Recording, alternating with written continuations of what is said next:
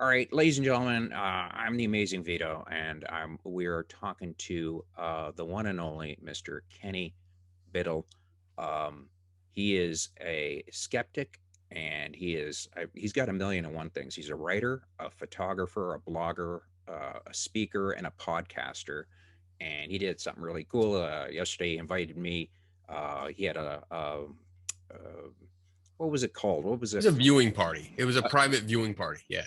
Yeah, and it was a show from 1992, and Yes. it was a ghost show that was banned in the UK, and it was very um, it was so ahead of its time Yes. that you could Yeah. see why it was banned. Because I'm watching it when he said it was banned, I go, banned? That's impossible. Why would they ban this? Right. And then Right. you're watching it and you realize this is 1992. Mhm.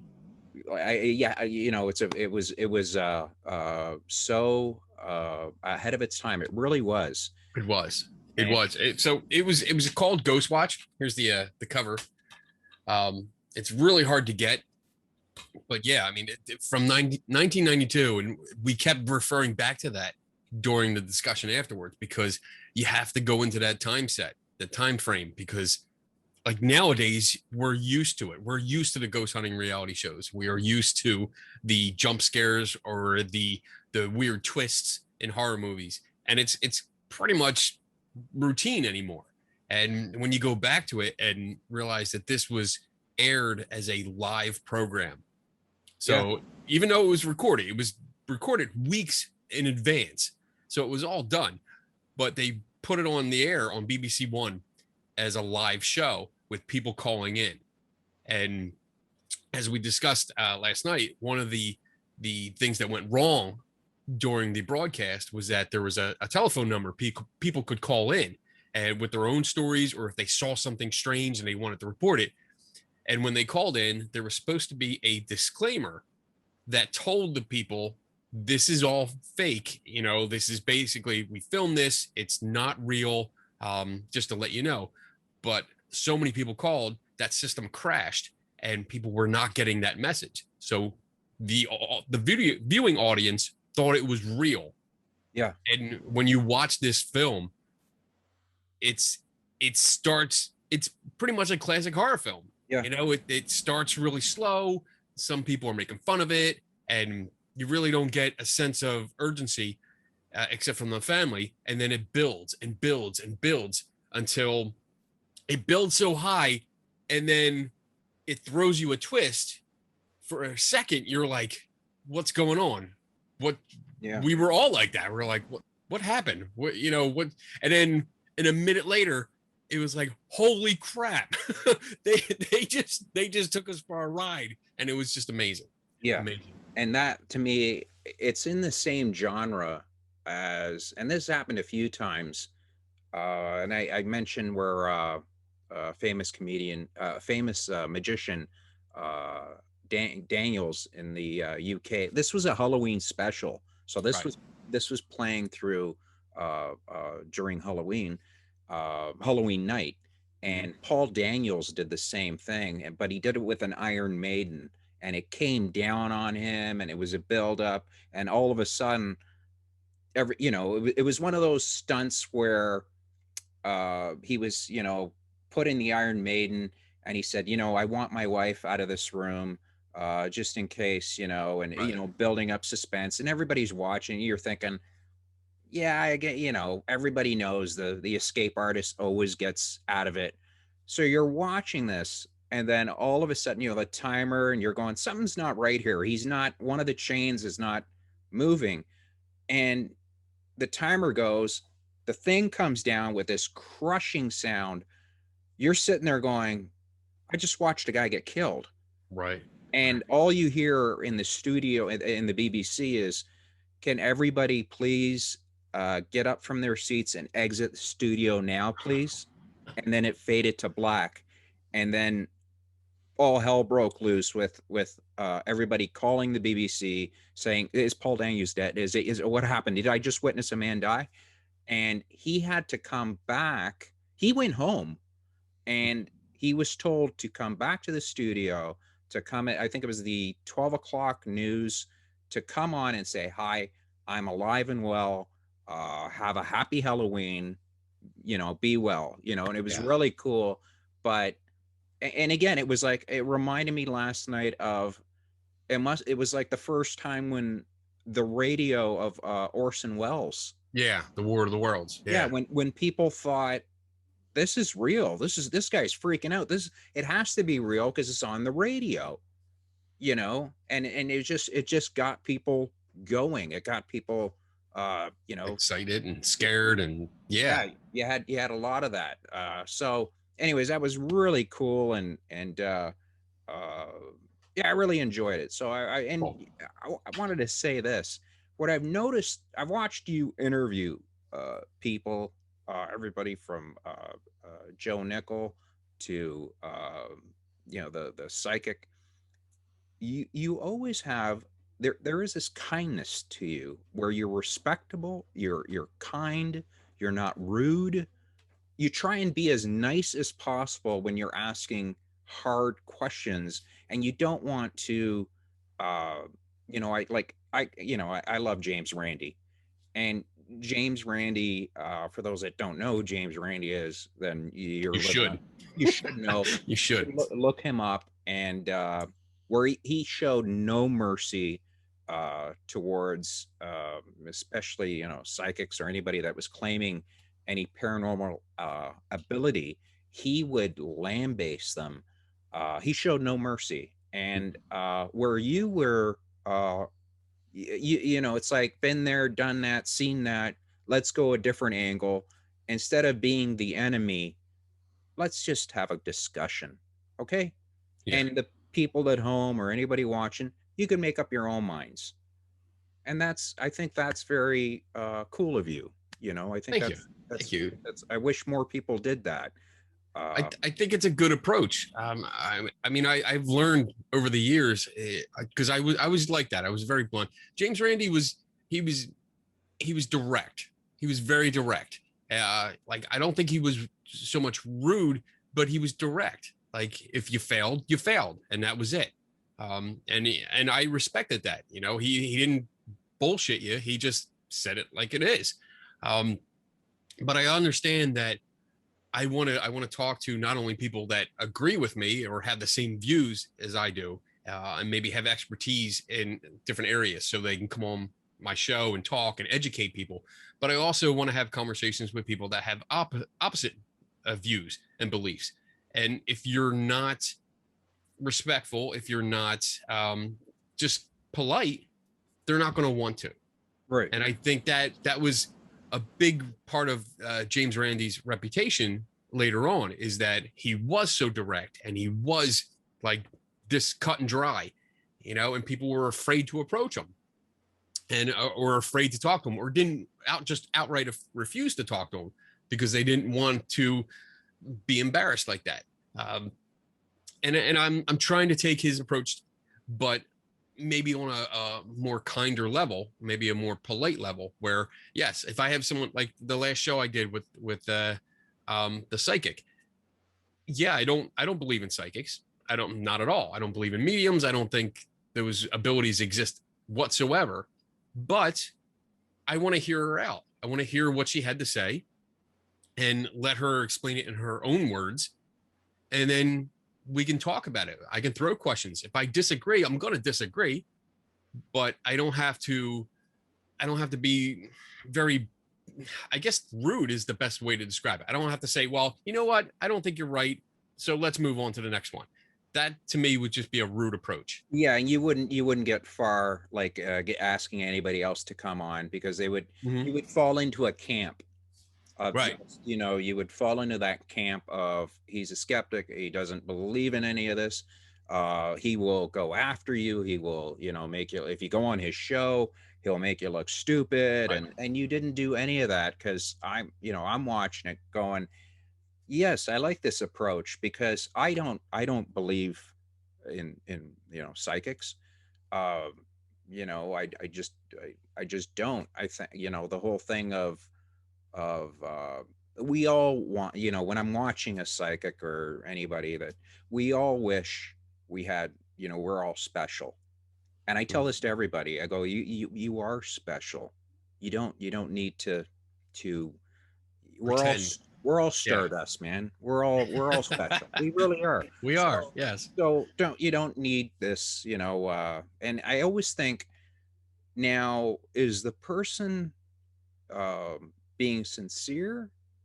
Like, are like, do they think like I have this ability, or either they believe that they're helping you, right? Which I Hmm. I don't necessarily believe they're helping you. They're, I think, if, there's that, who said it best, where they go, if your mom or parent passed away, your last memory of them should not be with a psychic telling you that, yeah, Right. they're standing right over your shoulder, and that way you go home and think, oh yes, my last memory was, they were right there last Tuesday. And Hmm. that's a false memory. It's a false memory. A memory should be the last time, if I, You actually spend time with them. yes, if me and Yeah. Kenny spent time, when I talked to Kenny, and, we had a great moment, and one of us were to leave, that would always be in my head. And if I were to Right. see a psychic or anybody, and they said, yeah, oh, there's a friend, and Kenny, yes, yes, he's right behind you. He says not to worry, he loves you, and he wants to give you all his money, and all that stuff. So that is, I think that's the wrong way to do that. Like, that's where I think, where Randy and there were so many others, where they were very, they're aggressive, because they're looking at it going, you're taking, people's money and their hearts, and you're turning it around. And that's where I have that, that problem, where I go, Right. Right. I want, I that's where I sit there, and I watch the woman that you were talking to, and I think, is it like, does, I don't want to use her as a complete example, but for most psychics in general, do they do you think they believe that there's no harm in it, or do you believe, that um they really do have these powers? So I think there's a definite mix. I think there's a large percentage that really believe that they have some kind of ability. And I have a lot of friends that do claim to be psychic and or medium. So they truly believe that they can do this. And I think it's more of it's constant reinforcement from friends and family that support that, because you can, we can all read people. We can do cold reading Yes. on people by looking at them and mannerisms and expressions. We can deduce if someone's feeling bad or sad or happy or angry or something like that. And we have empathy for our friends and family and anyone pretty much on the street. So we can come up with those emotions and relate to them and maybe offer some advice, life advice or something like that from our own experience. Doesn't mean we're psychic, but I think if they are in that kind of circle, if they're in that kind of circle where they're exposed to other people that do make the claim of being psychic, they're going to get that reinforcement saying, oh, well, you know what? I have this ability. I think you have it too. And that's going to stick in their head. And it's going to develop like a selection bias where, like, when you start thinking about buying a new car and all of a sudden you start seeing that car everywhere.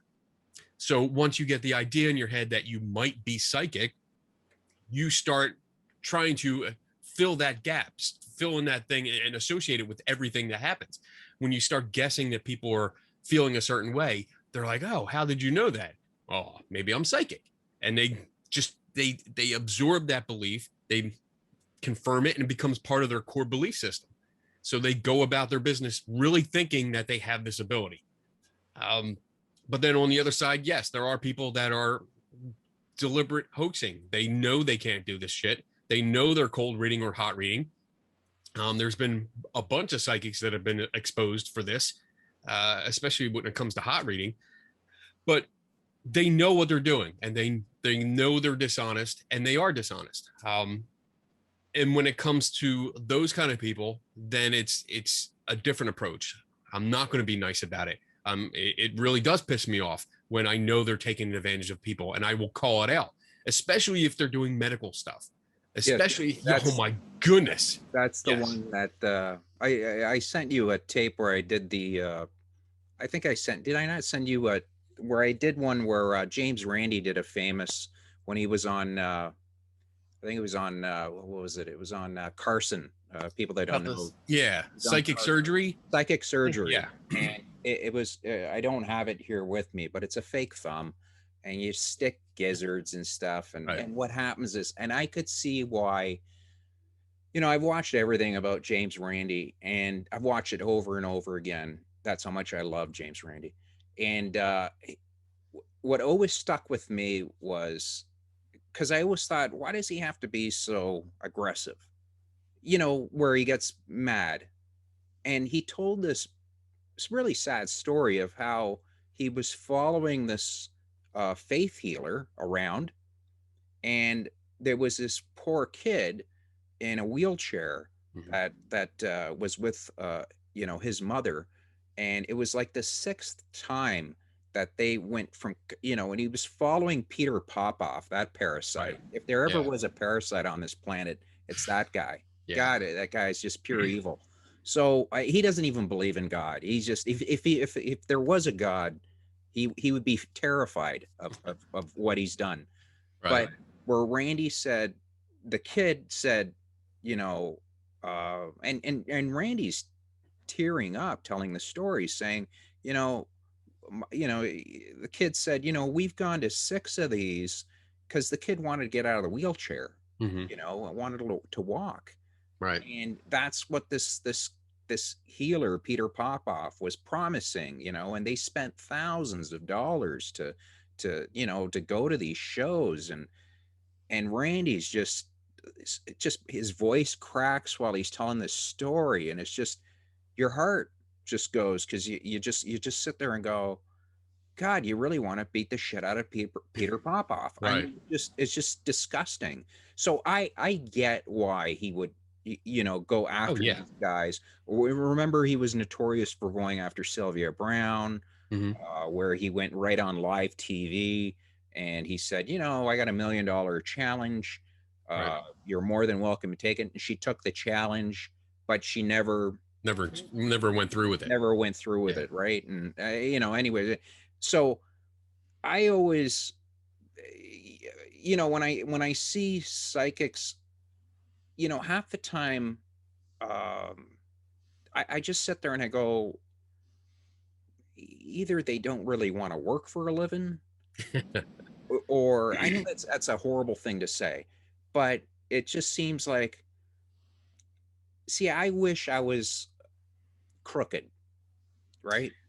Yeah. Because I know, and if you could mention, if you can explain to people that are watching this what a cold, because I remember when you were talking to the psychic, you said, by the way, I wear a ring and I press the button every time that, for a question and Yeah. stuff.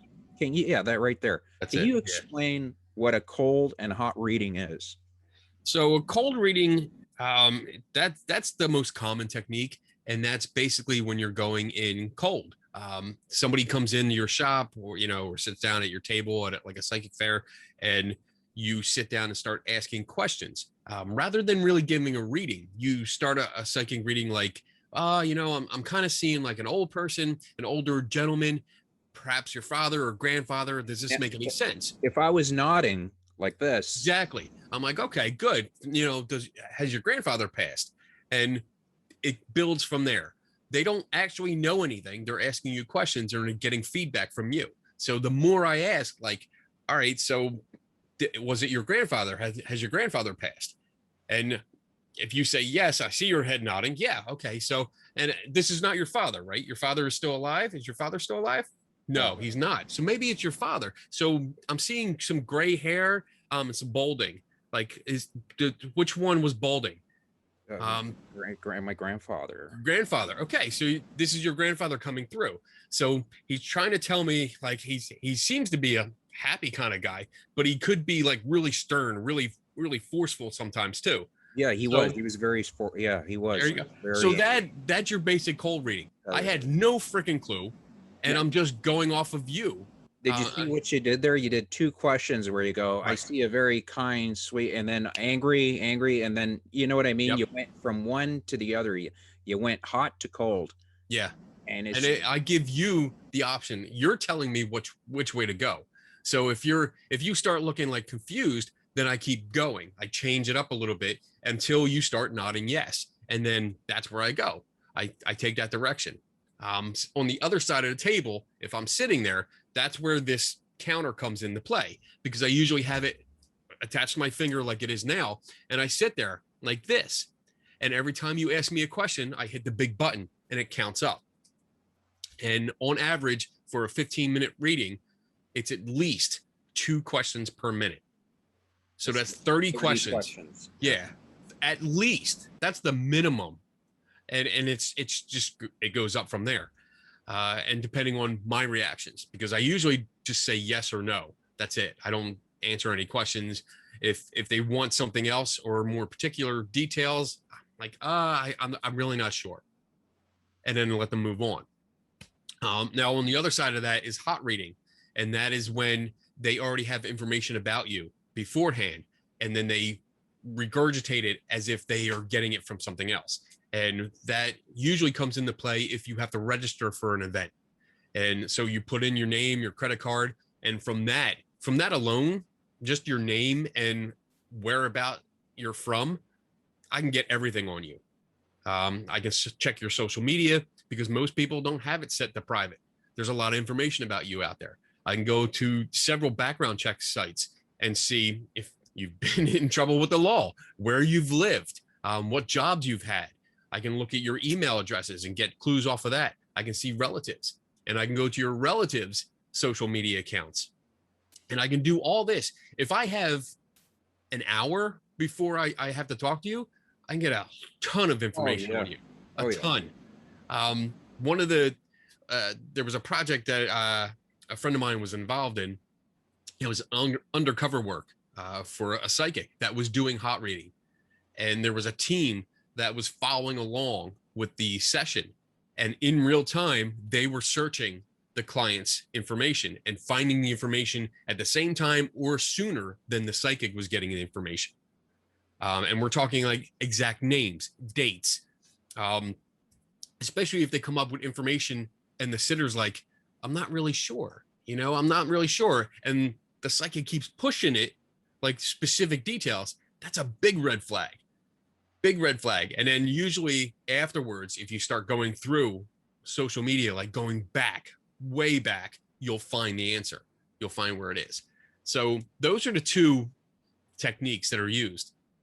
And I've used hot reading when I've done presentations for skeptic groups, and it's amazing how well it works. There was a skeptic group. I did a presentation on psychics with a friend of mine, Rob Palmer, who also does a lot of skeptical work. He's a skeptical activist, and he works for the Wikipedia project, the Guerrilla Skepticism on Wikipedia project. But we did a presentation together, and during my part, right in the middle, I just stopped and looked around. I was like, you know what? I'm getting a feeling someone was a Navy cook. Someone cooked in the Navy. I something about a big container, and I just started going off on different details. And a guy raised his hand. He's like, that's me. That's me. I went into other details. Another person. That's me. And I mean, it's specific stuff. And they were amazed. They had no idea how I did it. And then when I revealed it, they felt kind of foolish because it was actually on their skeptic website. All the main board members had profiles, and all I did was print out the profiles and highlight certain things. And I had the paper up on the podium with me, and I was simply reading it off the page. Right. So those are two techniques that are very popular, and they work wonders. It looks Yes. like magic. But Kenny, you know what it is? What I notice, and people want to believe. Yes. So it's um there's a girl I know who believes in like psychics, and she went to Teresa Caputo's Ooh, $500 a seat thing, right? ooh. And she went there, and and I said, "Well, what like did she read anything for you?" No, she read this other woman's and whatever, and I was like, "You still blew $500." Yeah. And but she goes, "I went to this other psychic, and it was like it was incredible what she told me." And I was like, "Okay, how much did you pay for that?" She goes, $500. And I go, "Okay, so you've blown a grand, right?" Right. And I'm thinking my car is falling apart, right? Like I need a muffler. So I just go, "Okay, well, I'm psychic. I'm psychic, right?" And okay, I know her a little bit, but I just started naming stuff off. Like you had say something tragic happened. You had a fire, and you had, and I just kept going. And I know her mom passed, and I go, there's a woman standing beside you. And we were in like a restaurant, the Keg, right? Hmm. And there's a woman beside you, and she wants to say she loves you, and I think it's your mom. And she starts tearing up, and I had to stop, and I go, I'm not going to say her name, but I just go, um, I'm not psychic. She's like, "What are you talking about? You did all this, you did all this." And I go, "I'm not psychic. I know that you had a fire there was a huge Right. fire. I know your mom passed away. Everybody wants, like, nobody wants to say, yes, your mother's here. She hates your guts. Right. You just, you know what Right. I mean? Like, Yeah. it's Yeah. not gonna, it just, maybe for some people, but the majority, it's not gonna Right. happen." So I just said, you want to believe, Hmm. and I showed her a couple tricks with card tricks or whatever. How'd you do that? Like, they're just tricks. Right. And that's what these people are doing. They're doing tricks. But to this day, Kenny, what bothers me, she believes in psychics still, no matter how Right. much I tell her, no, they're just, they're, they're putting on a show. And she's like, "Well, why would anybody do that?" And I go, "Well, Make how much money. did you pay? Yeah. How much money did you pay?" She's like, "Well, it's only $500." And I go, "Okay, well, it was $500 for your reading. Now, how long was your reading?" She goes, "Oh, it was only like half hour." And I go, "Half hour?" And I go, "Okay, well, can you imagine if she had 8 clients that day Right. and she was charging $500? How much did that come out to?" She's like, "Yeah, but I don't see people being like that." And I go, "See, That's the problem. yeah, that's the problem, because She's yeah. if I was a predator, you would be the perfect bunny for me, Yep. you She is know? a she is a great mark Yes, because that's that's exactly a mark right there. yeah. But it's very disheartening, especially when you sit there and go, "I'm your friend, and I'm telling you it's not real." Yeah. Like I've just shown you all this stuff. Yeah, but it's different when they do it. And there's Y- that. You said it though. You said it. Belief is it makes the difference, man. People want to believe, Yeah, and when you have this seemingly amazing event going on in front of you, where they're getting these details, and you can't immediately think like, where did this come from? How did you know that? You're in the moment. Yes, I can totally understand how they believe and eat it up, yeah, but that's when you have to pull back and look and say, did they really guess that, or did you tell them yeah. and they just fed it back to you? One of the things I often encourage is to record it. Yes, Ask them I if was you can about to say record that. it. Yeah, that's what I told her. Yeah. You have to record it, and then let's listen to it together and pick out how many times they ask you questions. What did you tell them? How much information, because that's another thing that people love to give you information. If you say something like, "Oh, I'm seeing like a mother figure behind you that maybe she looks like she passed away with something in this area right here." Like, this area is your heart, your lungs, your liver. I mean, there's a lot of shit going on Yeah, here, yeah, yeah. so once you say something like that, I can't tell you how many times I've seen the client go, "Oh yes, That was my mother. She had a heart problem, a heart condition. She had a valve replaced, and she also had she smoked a lot, so she had lung cancer. And so, and I'm like, what are you doing? You're telling them Yeah, everything, yeah, yeah, everything. yeah. And you know what I think like I went out there to check out pretty much everything, right? Like when I went out with actual ghost hunters, like they're called uh, frantic healing, where they don't touch you. They kind of like, I'll put my hands around you and just like I'll go like this, like if you got a problem here or whatever, you got a headache. Hmm. And I went out there and I realized why it works, and I understand why people um, want to believe with a psychic. And it's very simple. When you're with a group, like if I'm one on one with you, like if you go to the doctor does not sit you down and just go, hey, I've got some news for you. Yeah, well, what's going on? You need to get a blood test right away because you got lumps, and it's you better go get that done. All right. So here, you need to go to the front. Uh, Right. they'll give you a call. You need to get that done right away. And you're left in a cold room. You put your clothes on and you leave. And it's a very sterile, like a doctor doesn't give you a hug. He Right. doesn't, he doesn't do anything like that. Well, mine, he used to, and then we just stopped dating. So, Yeah. but they don't have time to comfort you, even though, you wish that they would just, why Right. couldn't they break it to me, or why couldn't they do that? But if you go like to these, a pranic healer or a psychic, especially with the pranic healer, you're getting a one-on-one where you feel like this person is caring about you, Hmm. and they're spending time, even though it's costing you money.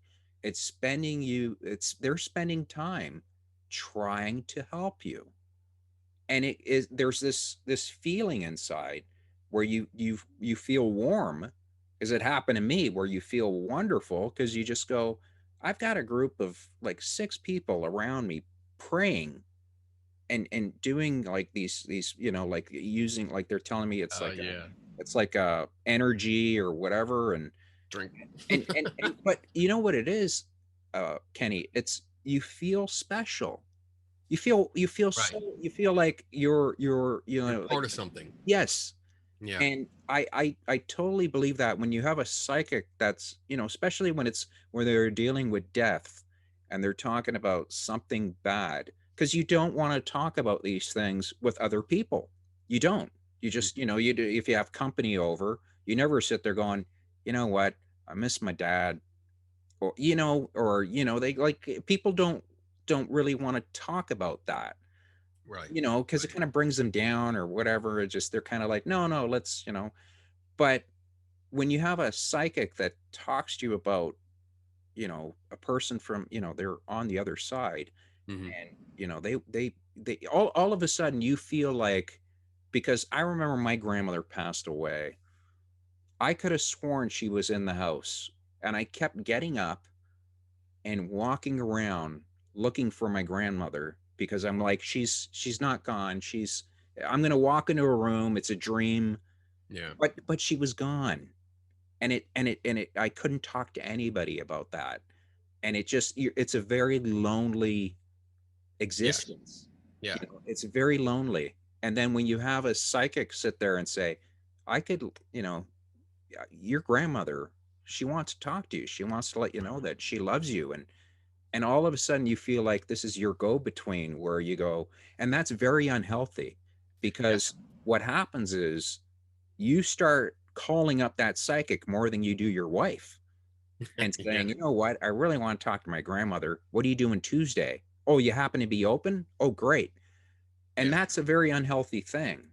But and I see why people fall in that trap.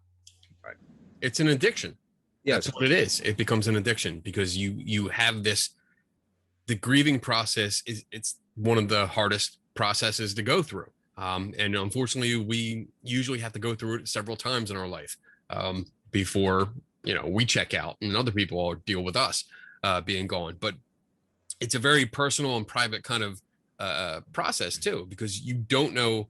It's hard for people to open up and talk to someone, like, and just, let go. And if they want to cry, it's hard to cry in front of people, Yeah, especially. I don't know if this is sexist or not, but for men, I think it really is hard to do that. it's true. Guys don't. We don't have we don't have the outlet that women have. We can't just cry in public. I We can't. We're remember supposed to be.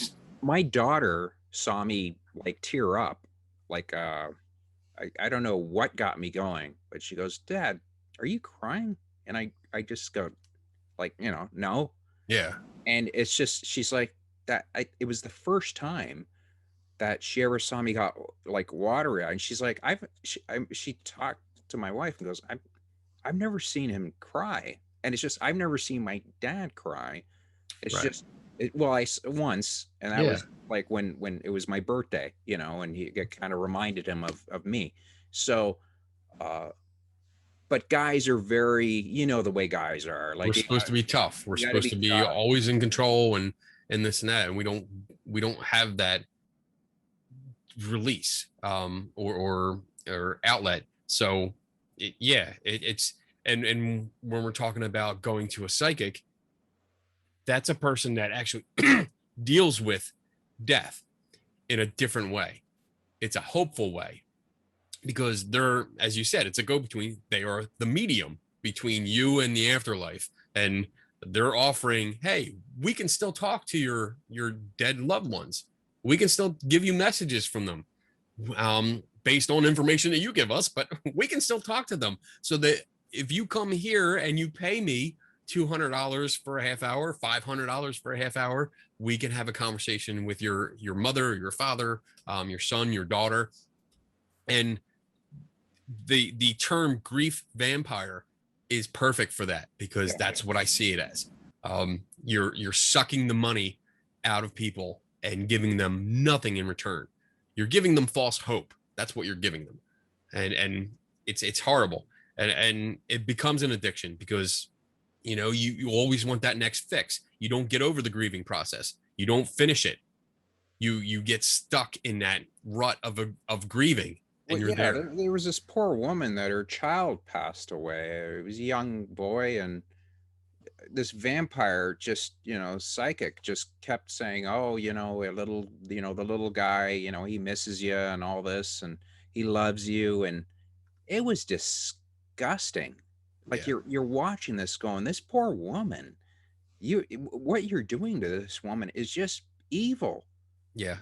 And she ended up getting divorced with her husband because her husband's going, like, you're giving money to some vampire, telling us that our son, you're still talking to our son. Right. And she would call up and say, so what's he telling, any messages today? And oh, he's just telling, he whatever, did you bake something today? Yeah, I baked a pie. Right. He wishes he could have that pie, and oh, he thinks he misses the smell of that. And And you know what? it's That disgusting. that vicious cycle keeps it going, because I mean, and this is something I've heard so many times, where the psychic gets to know you. You become friends. They know you, they know about your life. You start going to them for not only to talk to your dead loved ones, but you're getting life advice and Life family advice. advice. Yeah. You're telling them everything that's going on. So I mean, there's been so many times where I've gone to a gallery reading or something like that, where the psychic's like, oh, I'm gonna read person. Oh, who's next? Oh, you. Oh, okay. Hey, how you doing? I haven't seen you since the last show. And I'm going, what? Wait, what? Last show? And then you find out that they did a reading last show, and then they repeat a lot of the stuff. Or you talk to the sitter and they're like, oh yeah, this is like the fifth time I've been here, and each time I get because I buy the VIP, I always get a reading, so I'm constantly getting messages from my loved ones, stuff like, of course you are, because they know who you are. Yeah. And they have this information. You've given them information before. They're taking notes. They're going to regurgitate it back to you. It's a vicious cycle, and sadly, I really think a lot of people know they're doing it. They absolutely know they're doing it. It's a system, it's a process, and there's like a psychic code where they all know they're bullshit. Well, But it's like taking it's like yeah, hey, how did you become a psychic? Well, I took the course. How long was yeah, the course? Well, I always give the joke when I was a security guard. They're like, so how was the course? And I go, I didn't take the course today. The VCR was broken, they told me. You know, I mean, like yeah, it's just, the course to learn to speak to dead people shouldn't take a week, and if you're talking to dead people, if I had that gift where I could talk to dead people, um, I would use that as I couldn't even charge people because it's such a right, beautiful thing, right. like It's you're going, yeah, oh, your dad loves you and misses you and all this stuff, and by the way, you owe me $100, right, and that is the where I tell people, I go, at the end of the day, it's like buying a new car. They go in there, they're the sweetest, kindest, hey buddy, you want to take it out for a cruise? Sure, yeah. here's the keys. And then after you're done buying that car, when you need to service it, or with the morons that I deal with, it's just I'm like, I hate you people. I can't stand you people. It's just, but Right. it was like joining the army. It was like, oh, the recruiter was the sweetest guy in the world. He's telling you you're gonna be a man, and oh, everyone's gonna love you, and oh, you're hilarious, and then you show up for boot camp, and you're like, man, I made a horrible mistake. So Yeah.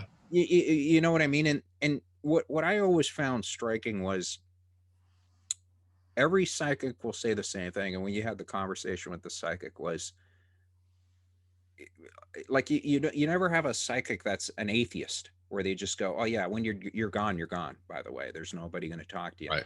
You always have the psychic will say something like, oh, it's you get to, it's freedom, you get to do whatever you want. Yeah.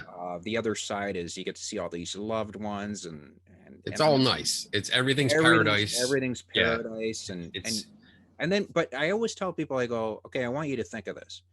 When my grandmother passed away, okay, I'm using her as an example. When I see her, like if I were to see her again, um, I don't think she would want to be an old lady. right. Yeah, I wouldn't want to be me. I'd want to be good looking 19-year-old stud Vito with long hair. I want to look like a stud. I want to look like this, you know. Right. So why would my grandmother, if I were to go, want to be that frail, you know, Yeah. Yeah. sickly That vision. woman? You, That yeah. she wouldn't, you know what I mean? She would be like, I want to be 19, or, so you to go see people, and like, that's the thing that I tell a lot of people, that if you do believe that there's another side, whoever, you think you're going to see, if you think that you're going to see your grandfather and he's going to be 92 in his wheelchair, and you're going to be walking around in clouds, then you're delusional. You need to, and I you don't want to step on people's, uh it's a hard thing, Kenny, to tell somebody. You don't want them to be had, but you Right. don't, if you believe in a heaven, then believe in a heaven. Okay, I'm not going to crap on your beliefs, Right. but if the beliefs are that, you know, um,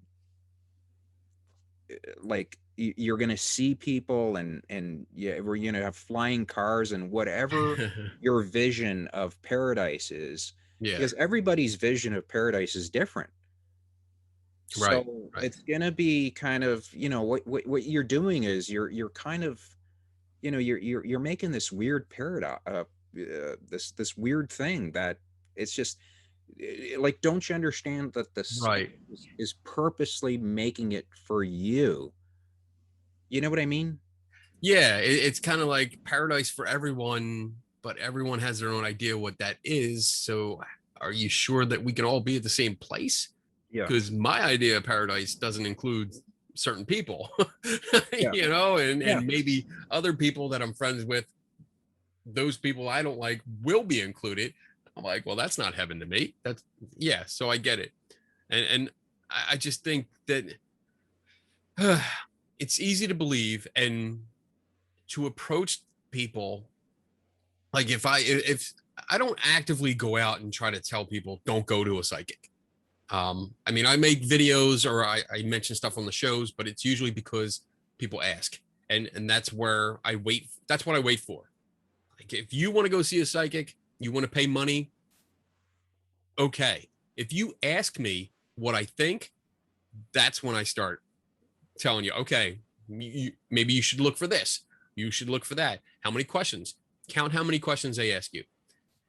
But I'm not going to just insert myself into their life unless they ask me, Right. because I think that's where you get the possibility of the backfire effect kicking in. Because if they say, oh, well, I saw a psychic the other day and they were telling me this and that and that, and I just jump in going, that's bullshit, you shouldn't do that, they're fake, you're wasting your time, that's not really going to help the conversation between us or help them break the addiction of going to a psychic. It's more or less going to have them dig their heels in harder, because they're like, well, you're being all combative at me and being aggressive. And they're going to start defending the psychic. Whereas if they ask you what you think, that opens the dialogue, that Mhm. opens the conversation. And then you can start just interjecting certain things, little bits, little at a time, like first thing first, how many questions? How many questions do they ask you? Just pay attention to that. Do you know them? How many times have you been there? Do they repeat the same thing? Do you talk to the same loved one over and over and over again? There's a pattern there, you know? Yeah. And they'll say stuff like, you didn't know that everyone's psychic? You're psychic. You didn't know that? You just don't Yeah. have you're not opening up your mind to it. And that to me is just you're kind of going, I don't know. Like I like we all have this, I give it this analogy. Especially when I would go to haunted locations and they would go, did you feel scared? And I go, yeah, I did, because anytime you go at 1 in the morning in a Yeah. dark, be it a cemetery, be it whatever, I don't care. I know that they're dead, but it's still scary. Yeah.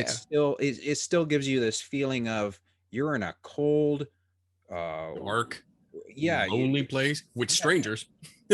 yeah. And when I remember,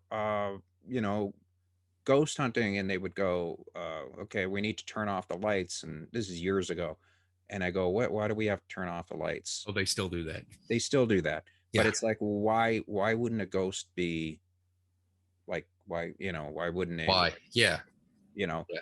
but It, it was like, okay, well, if you're in the dark by yourself in a strange place by yourself, and they say go to the basement, turn off the lights, and sit there, I don't care who you are, you're gonna be frightened. You're gonna get these weird, and especially when you drop bombs. Like, I remember telling going ghost hunting, and I said to a guy, I go, I could make anybody uh, scared. How do you do that? And I go, easy. I go, watch. So when we picked up the other two people, I said the location that we're going to, the guy murdered a bunch of kids. Okay. I just want you to know that. So if you feel kind of weird or whatever, this guy murdered them, and, he did some pretty disgusting things. And I went into graphic detail. And before we even got there, they were shitting their pants. And the place had no haunting whatsoever. Had yeah. no haunting whatsoever.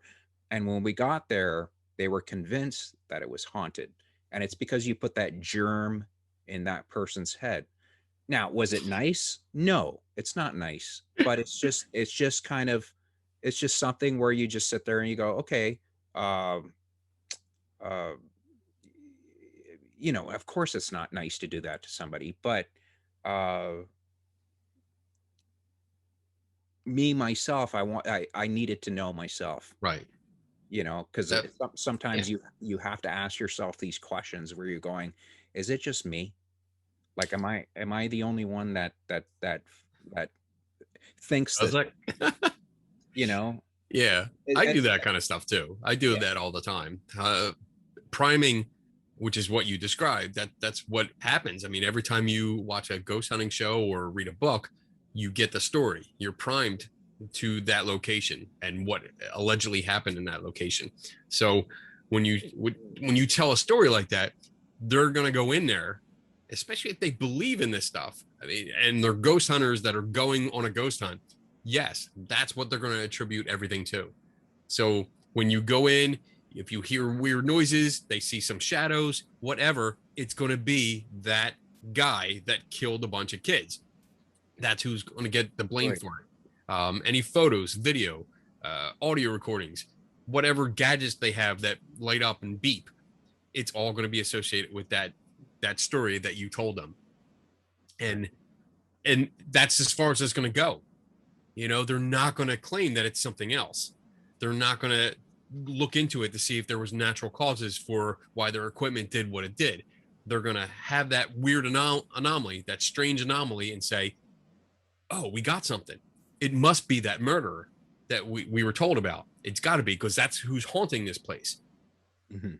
And your story will build and evolve over time. And that's why places get these reputations.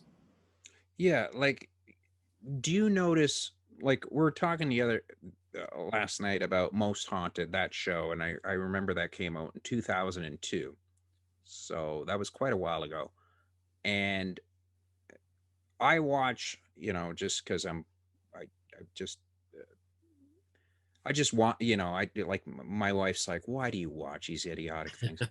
And I'm like, because I went the wrong way. I should have been a con artist. I should have been a Yep. complete utter stooge.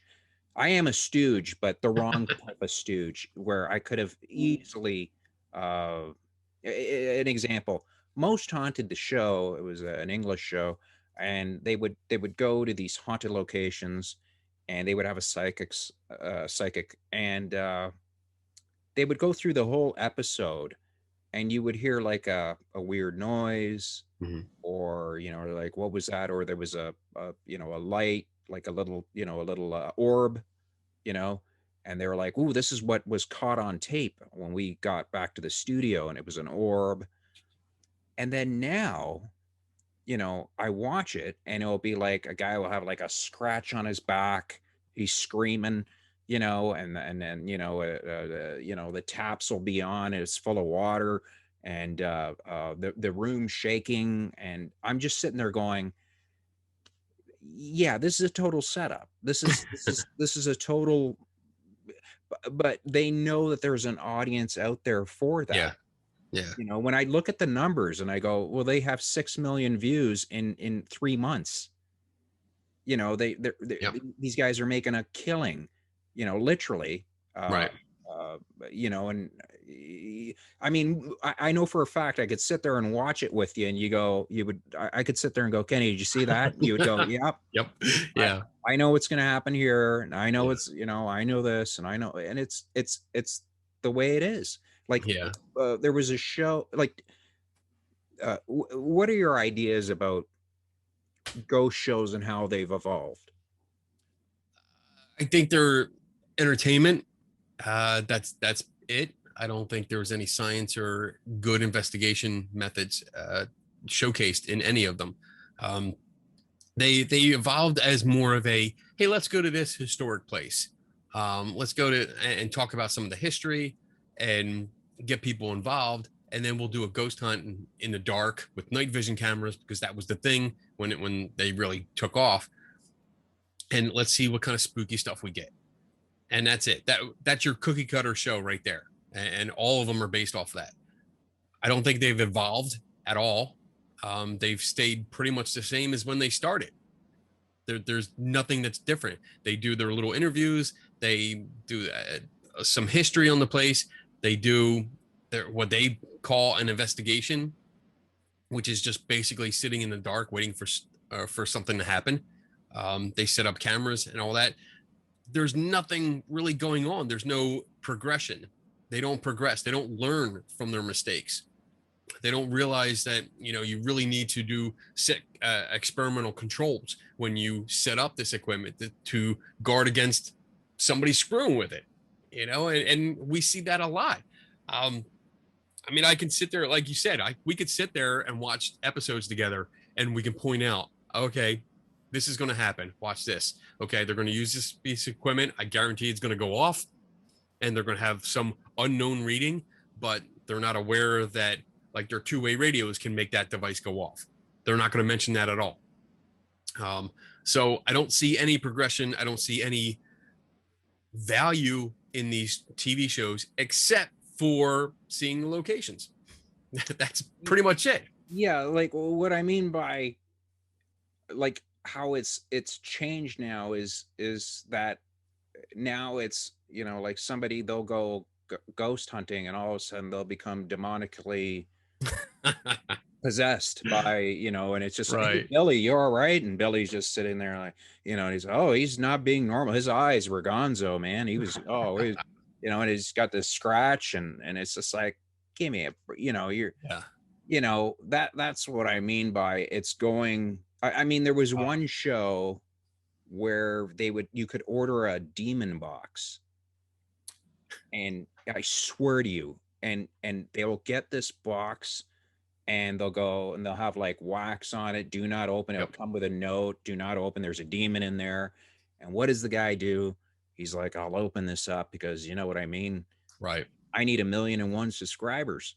So And he that, he opens it up, and all of a sudden something behind him will fall, and he's like, you know, yeah. I need to get out of here. I need to get out of here. And you're sitting there going, people believe this stuff. Yep. And I get it. I understand where you're getting at now. It reminds me of the spiritualist movement. So when you had the Fox sisters that started everything, like they started it with raps. You know, they had the knuckles cracking. I think they tied an apple on the end of Now a string. explain to people what you mean by the sisters. The Fox sisters were the two sisters. Actually, there were three. Two of them performed. The other one was a manager.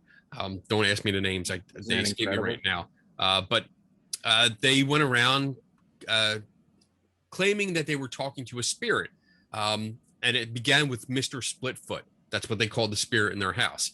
And that they would communicate, and they would ask questions, and people would hear knocks or these knocking sounds. And that just gave birth to this entire movement of mediums, basically doing seances. And it started with the raps and the knocks. So, like, raps and knocks are basically the same thing. You just ask for, like, hey, you know, I have a question. Are you a man? And knock once for no, or knock twice for yes. And you would get knocks and have that kind of communication.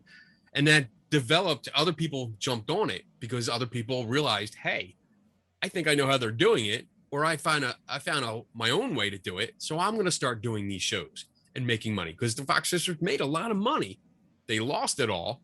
But do you remember? Do you remember what when they said, "Yeah, that was all Yes, when they admit bullshit"? it. Yeah, They admitted that it was all a setup, but people are like, "No." Even yeah. it's like You had two teams. One team was like, "Oh, well, see, we told you," and then the other team was like, "No, we're still believing it." That's because the spiritualist movement had already, that it started to grow already. So right. they had the followers. They were invested in this movement now, so they couldn't deny it. They couldn't just give up. So after the Fox sisters, their rise and fall, spiritualists kept going, but they upped the ante. So they would do seances, and every seance would do more and more. They would have spirit writing, where messages might be written out with chalk on a board. In the dark, you would have a trumpet, a spirit trumpet, that was part of the seance, that would levitate on its own, and you would hear noises coming out of it, or voices.